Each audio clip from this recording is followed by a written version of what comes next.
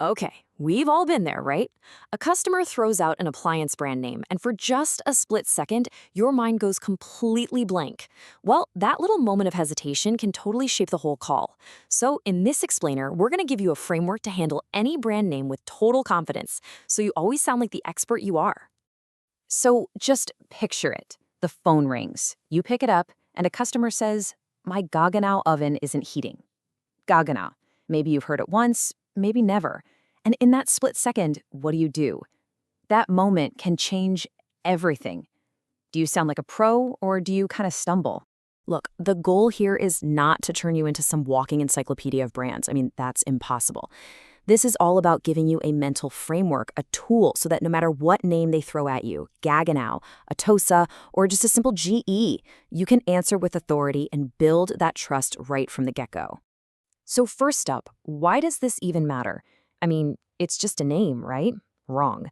It's about what that name tells you, instantly, about the customer, their equipment, and the call you're about to handle. Okay, so when you hear a brand and you recognize it, boom, you immediately know if you're dealing with a standard machine or a high-end luxury appliance. And that lets you adjust your tone, spot a potentially high-value job, and most importantly, it kills that awkward pause. For the customer, hearing that you're familiar with their brand, that's an instant trust builder. It's huge. All right, you're going to want to pay close attention here because this is probably the single most important idea we're going to talk about. We are throwing out the whole stressful idea of memorizing long lists of names. Instead, you're going to learn how to think in groups. This one little shift is the key to everything. I'm serious. Just stop. Trying to memorize a giant list is not only stressful, it just doesn't work. You'll forget half of them by next week anyway. The real secret isn't knowing every single name. It's about understanding the family it belongs to. Think about it like this. Everybody knows that a Lexus is basically the premium version of a Toyota, right? It's made by the same company, but it's a completely different level of quality and, a very different customer expectation. Well, guess what? The appliance world works the exact same way. So let's take that groups method and apply it to the brands you're going to hear every single day on residential calls. We'll start with the biggest players out there. The Whirlpool family is absolutely massive. You'll get these calls constantly. Just think of Whirlpool and Amana as the standard, everyday workhorses. Now, when you hear Maytag or KitchenAid, your brain should just think, okay, that's a step up, a little more premium, but still part of that same core family. And here's where you can really see that Toyota Lexus model in action.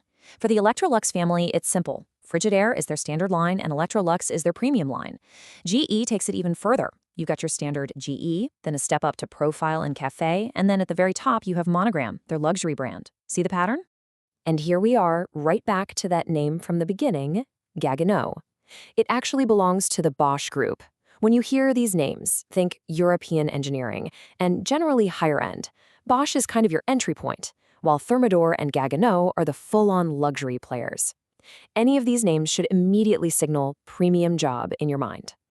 Okay, so let's zoom in on those premium and luxury brands. The customers who own these, well, they have very different expectations. And these are the calls where your confidence is absolutely non-negotiable. This one is critical to know.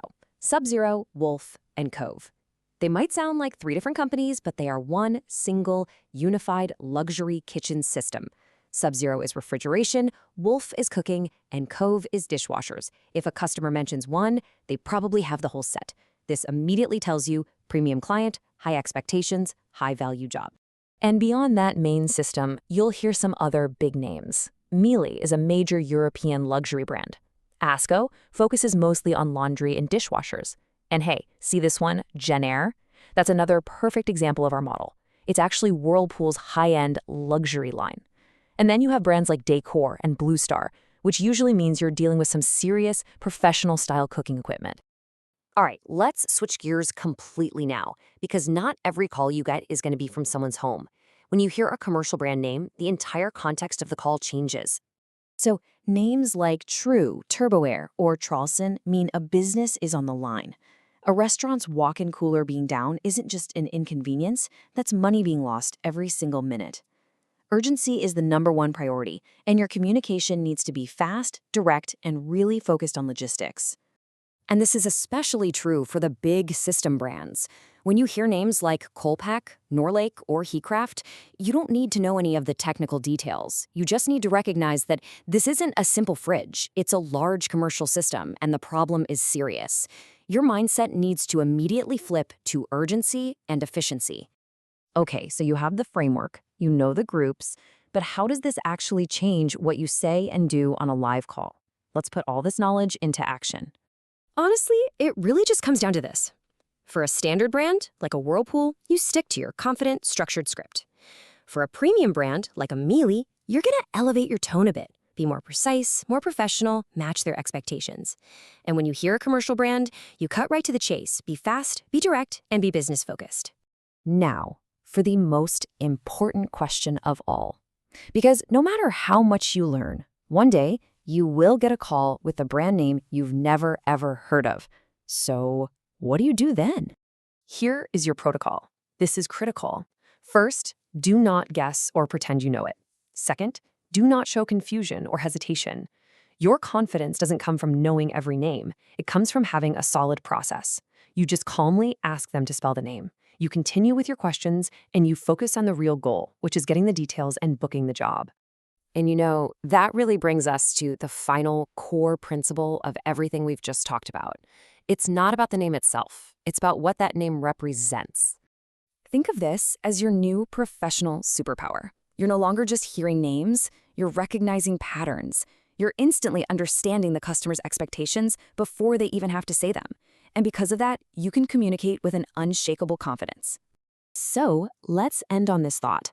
The goal was never to know every single brand out there. It was to give you the framework to handle any brand that comes your way. And now you have that tool. You're ready for that next call.